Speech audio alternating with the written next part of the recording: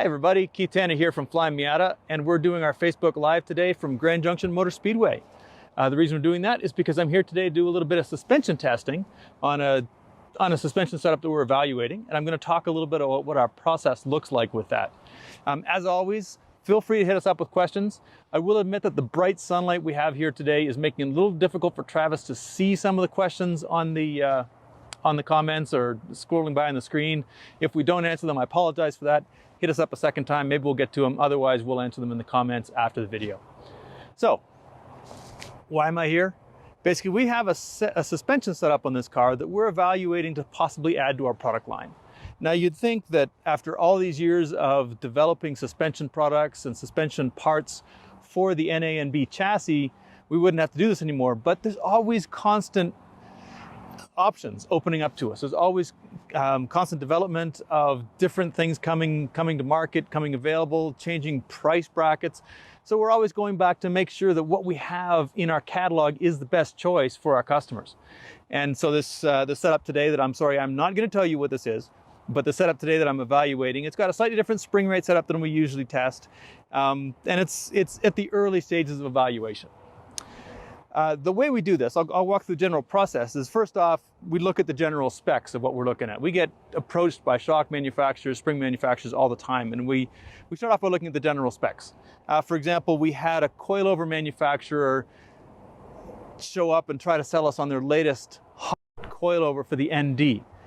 And you could tell from looking at it, the rear springs were something like 5 inches long. And the ND from the factory has over 7 inches of rear travel in the rear shock. You can't get 7 inches of travel out of a 5-inch spring. Obviously, you can get more like 6 inches or something like that. Or you can get more like it wasn't a 5-inch spring, maybe it was an 8-inch spring. I think we could get 5 inches of travel out of it, but it was only an 8-inch spring. But basically, you could tell just from looking at the spring length that this was a suspension setup where they'd paid absolutely no attention to the amount of available travel. They were handicapping the chassis right out of the box. So we do an initial check on that. You know, it's like reading someone's resume, you know? And then we'll go through, we'll get a set in, and we'll start doing testing, make sure it's got the travel range that we're looking for. And then we'll start actually driving them. We'll put them on a car, we'll drive them on the street, we'll drive them on the track, and we'll start playing with them a little bit. We introduced the VMAX. That's one of the first things we did. We got these shocks. We had not high expectations for them. But when we tried them, we said, hey, you know, if we change this and that thing, this could really work. We changed this and that thing, we drove it, we tested it, and it did really work. And it's proven to be a very popular suspension setup at that price point. So what we're doing here is we're at that point now. We're driving the car. We're sort of benchmarking its capabilities. We're getting a feel for how it reacts to various changes in setup.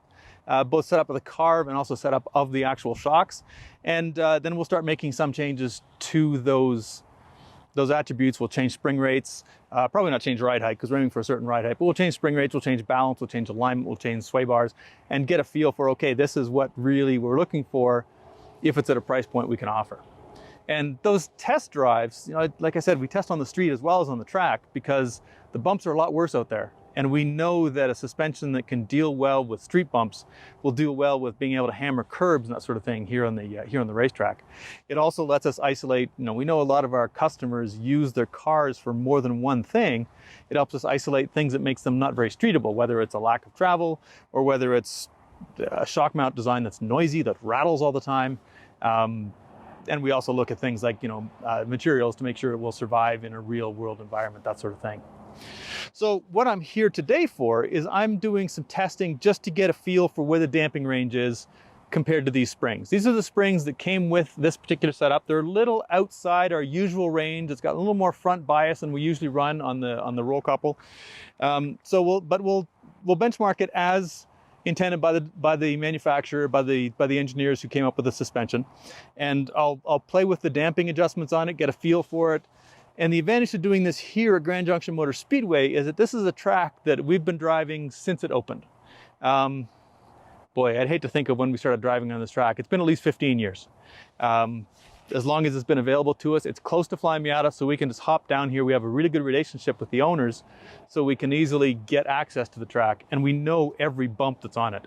We know what happens if you hit a berm a certain way. If you take a certain line through chicane, how that will behave. And we also have a pretty good seat of the pants benchmark on how the car will reacts on our other suspensions if we do those same moves. So it's a very good way for us to test specific behaviors in a controlled environment. It is a small track. It's a kart track. It's a big kart track, but it is a kart track. But it gives us a little bit of everything. It gives us all of the attributes we're looking for, everything except for a high-speed corner entry. We do have a 75-mile-an-hour sweeper. We have hard braking zones. We have off-camber turns. We have some really weird bumps that upset a Miata suspension very nicely. It's got, like I said, a little bit of everything. It's just that the overall speeds are lower than running at like Streets of Willow or something. Do we have a question there, Travis? We do have a question. Alex wants to know, at some point, didn't the Targa Miata have a rally suspension with a lot more suspension travel than normal, and wasn't it offered on the website? Okay, the question was, didn't the Targa Miata have a rally suspension on it at one time with a lot more travel that was offered on the website? And the answer is yes. The Targa Miata, when I first started building that car, it was built for the Targa Newfoundland, which is a rough road tarmac rally that's about 7 days long. So it's a long, long road rally on some roads that were just ravaged in the basically in the North Atlantic in Newfoundland, Canada. And so we developed a suspension specifically for that sort of use. And that's where our emphasis on suspension travel started, because we discovered that I apologize for the airplane, but it happens. We discovered that having this extra travel improved the car's behavior on track, because the suspension doesn't work if it's not moving. So that rally background sort of gave us a push towards all of our suspension development. It's why travel is such a big deal to us, because we know that the more we can do to keep those wheels on the ground, the better they work. And the suspension that was developed for that car for the 2008 Targa Newfoundland was our AFCO suspension. It was certainly available for years on our website. We also use the Targa Miata we also use that suspension in 2011 as well, a variation on that suspension. When we started working with Fox Racing, the AFCO suspension on that car was used as a benchmark for our further suspension development, much of which was done here. And the Fox Racing guys are great to deal with, because they understand, with their background in power sports meaning UTVs and snowmobiles and Ford Raptors and all that kind of thing. They understand the need for suspension travel. So they were great to work with, because it was never a question that we were going to make this move as far as we could. That's what's on the Targa Miata now, and that is the high-end suspension that we offer, our flagship suspension we offer for the site. We took everything we learned on that rally suspension and applied it to the Fox Racing, and changed a few other parameters to make it work a little better for what our customers are looking for.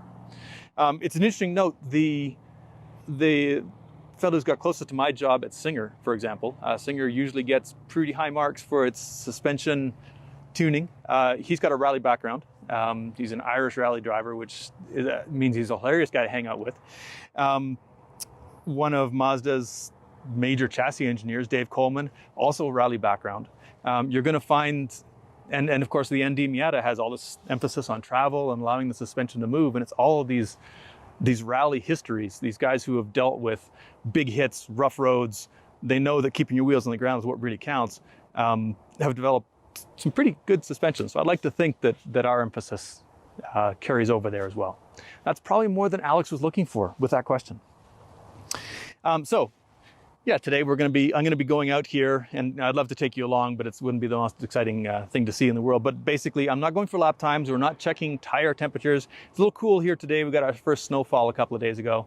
So ultimate lap times are not going to be all that useful, but we can learn a lot by how the car reacts to various bumps that we know how it will upset, excuse me, how it will upset the car. Specifically, the NA and NB chassis are very susceptible to a sharp dip. And there's one of those going at the bottom of the hill, bottom of the chicane, there's a dip that will really upset certain suspensions if they're not set up right. So we're going to see how this deals with that. And then we'll come back probably next week with different spring rates and see how it works with our more typical spring rates. So I'm going to look to see, we had some questions that were sent in ahead of time. Come on, open up. There we go. So modifications, one of the questions is modifications on the test car. And this is Roller Girl. This is one of our development platforms. I did a tour of Roller Girl a while ago. You'll find it on YouTube or on our Facebook channel, Facebook page, YouTube channel. Basically, this is a turbocharged NB. It's got our emissions legal turbo on it. It's got a butterfly brace. it's not overly modified. What it is a solid little test bed. It's a car that we can just run and run and run and not have to worry about weird behavior. It's a known platform. So like I said, we're not going for lap times here. We're just going for something we know well. We know this car that usually runs on Foxes. We know how it behaves on this track. So we're going to compare this suspension to the Fox Racing. And next time we come back here, we'll probably bring a Fox Racing car with us so we can actually go back to back between two of them. So modifications in the test car, for the stuff that, does it matter what the modifications are? For the stuff I'm doing today, it doesn't. As long as the chassis got enough rigidity that we're not spending our time just bending the chassis instead of actually moving the suspension. As long as there's nothing wrong with the car that's going to make it difficult for us to evaluate something. You know, if this car had haggard rear wheel bearings, so the rear wheels were basically pointing wherever they felt like going, that would obviously make it difficult to evaluate some of the handling characteristics. So all we really need for this test that we're doing today is a car in good mechanical condition. That's what Roller Girl is for. And the next question on here is, does a $1,000 setup versus a $2,000 setup matter if the chassis still flexes like a wet noodle? And the answer is maybe. It depends on those spring rates. You know, if the chassis is flexing, it's basically a big undamped spring. And the stiffer the springs are on your corners, the more that big undamped spring in the middle becomes a factor.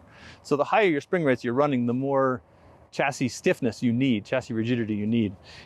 We can still get some useful information out of a car that's flexing all over the place.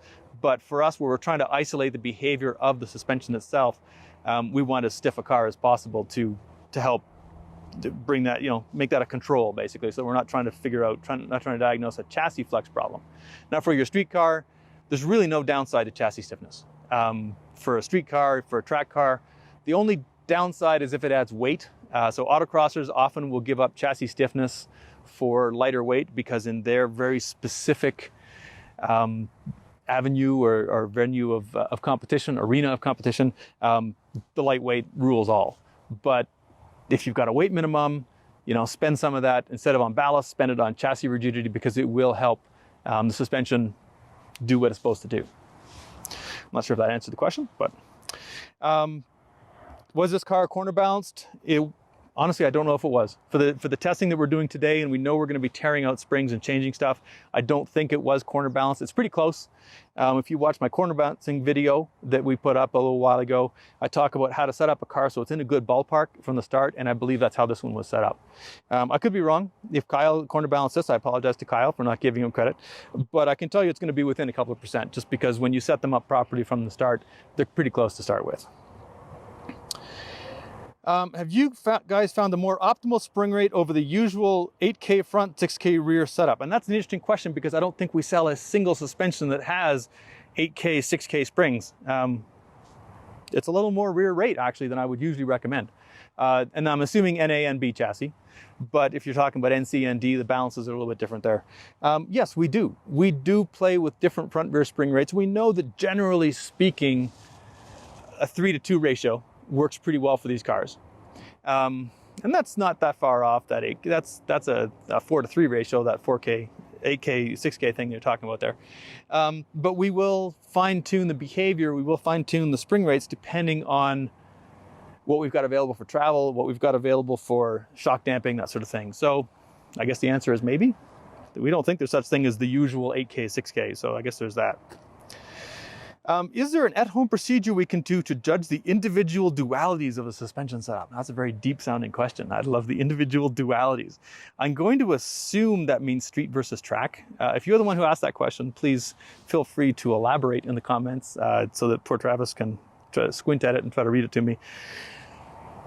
The best thing you can do to evaluate a suspension setup and teach yourself how to evaluate a suspension setup is to play with it. If you have adjustability, adjust it. Make notes, but adjust it. Try cranking up the rear rebound and then see what happens. Try softening the front, softening the rear, running not enough rebound or what you don't think is enough rebound, and then drive it. Because there's nothing can beat that. You're going to find that most people over damp their suspensions. That usually if you soften the damping, it will work better. That's a personal thing. It feels very sporty if you overdamp a suspension. The ND1 Club suspension, for example, feels very sporty. It jitters all over the place. Mazda got that wrong. They know they got it wrong. They fixed it in the ND2. But But yeah, just the best thing you can do to evaluate your own suspension is take advantage of the adjustments you have. You know, change the sway bar settings, change the damping settings, change the ride height if you can, because that'll tell you the most you can tell about it. Because that's how you get an educated, shall we say, butt dyno. You can feel what works well. Change both ends of the car so you can feel most of your ride sensitivity comes from the front, from the rear. In the front, you get more of like your feet are moving up and down. It's got a little different feel to it. And as you experiment with those and you get it wrong, you'll learn how to change it to make it feel right. I don't know if that's going to help you bring your individualities into focus as a whole, but there you go. Is there a relationship between spring length and rate? Now we're getting a little off what we came here to talk about, which is the fact that we're here for testing. But there is a relationship between spring length and rate, although usually it's overshadowed by the fact that you've got a limited amount of adjustment range available to you. A softer spring, you need to have the purchase higher, basically. It will compress more when the car is sitting on the suspension.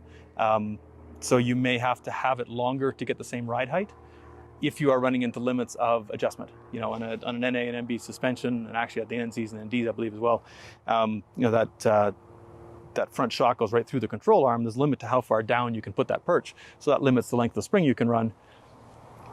The question, if you are not limited by that spring, you know, by the physical constraints of the car, generally speaking, you do need a slightly longer spring for actually stiffer springs, because you don't want to get into coil bind. You'll get into coil bind, all else being equal. You'll get into coil bind sooner on a stiff spring because basically it's made of bigger stuff. It's got more of them. You know, I'd actually have to look at the numbers. IBOC publishes the free length and the bind height of all those. I'd actually have to look at it. You got thicker coils. Should have prepared for this one. My apologies. Should have had that out for YouTube. Should a customer get shock dyno results of his shocks before he buys them? I would give you a hard time about saying he, but statistically, that's who buys Miata parts. If you can read a shock dyno, definitely ask for it. If you can't get a shock dyno from your vendor, that tells you something about the engineering that's gone into these shocks in the first place. If you don't know how to read a shock chart or a shock dyno, there's no point. It doesn't tell you anything. It's like asking for a dyno graph of your engine. If you don't know how to read a dyno graph, that doesn't tell you squat. So yeah, that's why they don't put them in the brochures for most people. So yeah, if you can read them, certainly ask. They should be available. If the manufacturer cannot provide them, that tells you something right there. We do start off, you know, we do look at the shock dynos on shocks when we're testing them, but for us, nothing beats actual seat time, actual test, because there's so many edge cases with travel and bump steer and that sort of thing that show up in actual testing that don't model well unless you have Mazda's level of chassis engineering capabilities or chassis analysis stuff, that there's really no substitute for seat time. Fun little story, when we started developing our suspension for the ND, we did this sort of testing. We cobbled together some coilover setups out of bits and pieces and adapted to this from here. Came out here, did some testing, changed spring rates, did some math based on what the rates were from the factory, based on calculations and everything, and came up with what we thought was a good front to rear ratio. The guys at Long Road Racing, who were doing the development for the Global Cup car, worked with, I believe, Multimatic. They put the cars on a 7-post rig. They threw probably 6 digits worth of development work at these things and engineering and testing, and they came up with the exact same rates we did. So you can do quite a bit with simply testing and trying stuff and making educated guesses compared to what's being done in the big labs, as long as you take the time to understand what it is you're doing. So there we go. There's a lot of questions here about tire wear and temperatures, and we're not testing tires today. So I'm not gonna talk about that. There's a lot of stuff out there on tires in general that don't have to do with Miatas. And there are people, you know, tires are such a pain in the butt because every year there's a whole bunch of new tires, and last year's hot tire is just black and round this year, and so we're not gonna get into that. Do we have any more questions there, Travis? I haven't seen anything new. Okay. I don't think I have any more pre-questions. If you could change one thing on an NB suspension setup, what would it be? Yeah, rear travel. It's all about rear travel on this chassis. And I consider the NA and the NB to be the same chassis. It's not really any different underneath. Yeah, this is what you need rear travel. So whenever I'm doing a suspension on one of these cars, I'm always starting with, do we have the travel we need? And that's why I'm so rough on those two-piece adjustable shocks that have adjustable shock body lengths, because they're giving up that rear travel right from the start. There's only, the only way to get as much travel as you can possibly muster in the rear of an NA and NB is a single piece shock that allows you to use the entire capacity of the body. Raised shock mounts also give you some of that capability as well. So we offer those for the NA. And even the NDs, they've got that off-road amount of travel in the rear. But if you give up any of that, you start affecting, its capability to deal with bumps on the track, to deal with bumps on the street. And so you don't want to give it up. And I'm kind of rambling on about droop travel and bump travel again, but I feel obviously very strongly about this. So I should probably get out there on the track. It's quiet right now. We have this place to ourselves other than a broken go-kart. Apparently it broke right before we went live. So I'm going to head out there and do a few laps and come back in and adjust something and go out and do a few laps and come back in and adjust something until I've got a feel for what this suspension is capable of. And once we've got that feel, we'll start changing some more things and move on to the next step. And then if it gets through all that, based on the early feel, I think it will, we will be announcing a new suspension option from Flyin Miata, hopefully, fingers crossed. It will not replace any of our existing suspension options. It's an addition to our line if it works out the way I think it will. So don't worry, we're not discontinuing something at the moment. You don't have to worry about buying, if you've got your eye in a set of VMAX Classics or a set of Fox Racing, whatever, don't worry, you're not going to make your stuff obsolete today. No guarantees that it will not make it obsolete a year from now, but that's our job.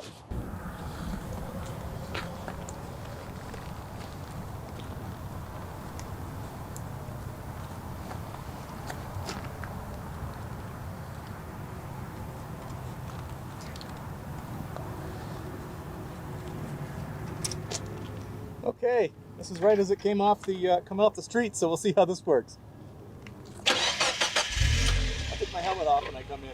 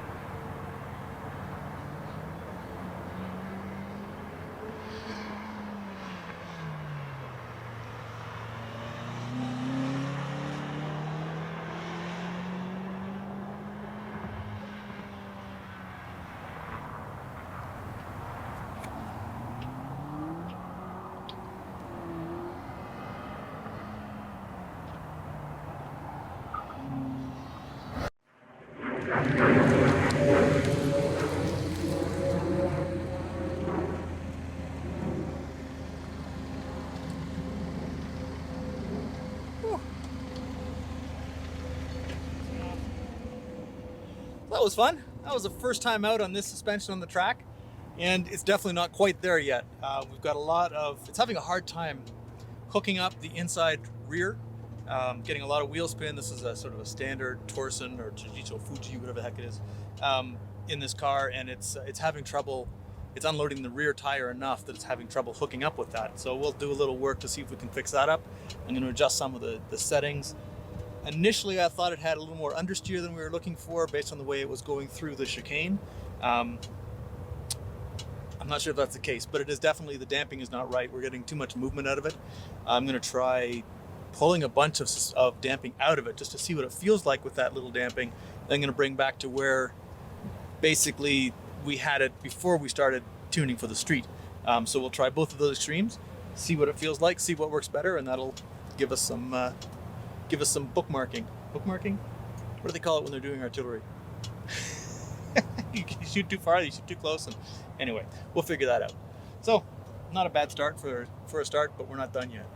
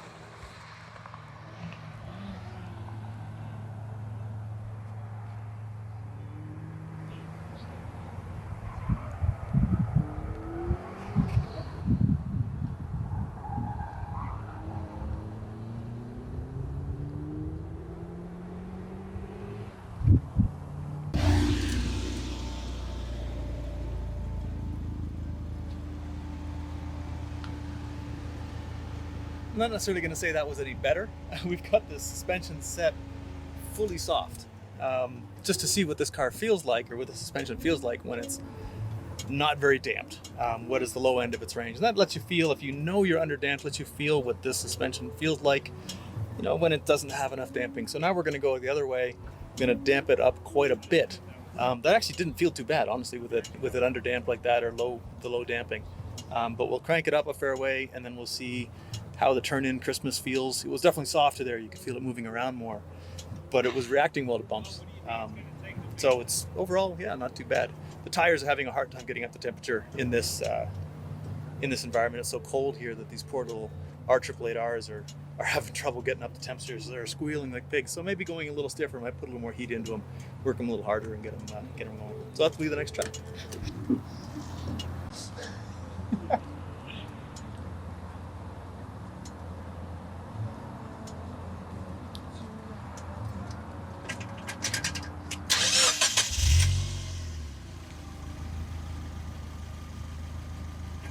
Okay, number 3.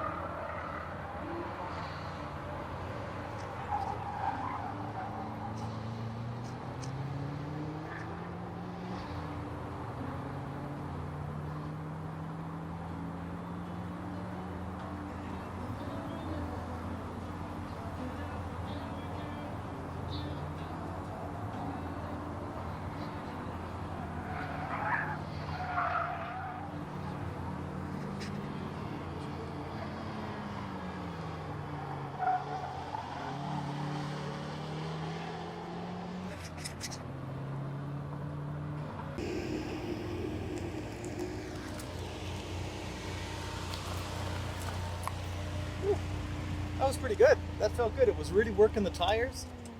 It was starting to turn in much better. The car did not react as badly over bumps as I thought it might, given the amount of damping we just gave to it. So that was actually felt pretty good. I'm going to try a little bit more, go further that direction. It's always easier to feel under damped than over damped. So I like to start from soft and go stiffer. But we'll try it a little bit more, see what happens. I think we're going to start to get into too much jitter, a little too much vertical movement. It'll start having trouble dealing with the big movements from the chicane, for example. But it's cheap and easy to try, so that'll be the next step. But we're on a good track. This feels good. It's definitely making a lot more noise. It's working the upper mounts and stuff like that more than it was before, but we'll deal with that. So I hope you guys have enjoyed a little bit of behind the scenes of what we're doing, our subjective shock testing, suspension testing that we're doing today. If you have any questions about what we're doing, how we're doing it, please put them in the comments. We will answer them. Obviously not live on the video. It'll be a little hard to arrange with current level technology, but we will answer them in the comments and do our best to sort of bring you along with this this development journey of testing out a different suspension. So thanks for coming, and we'll see you again soon.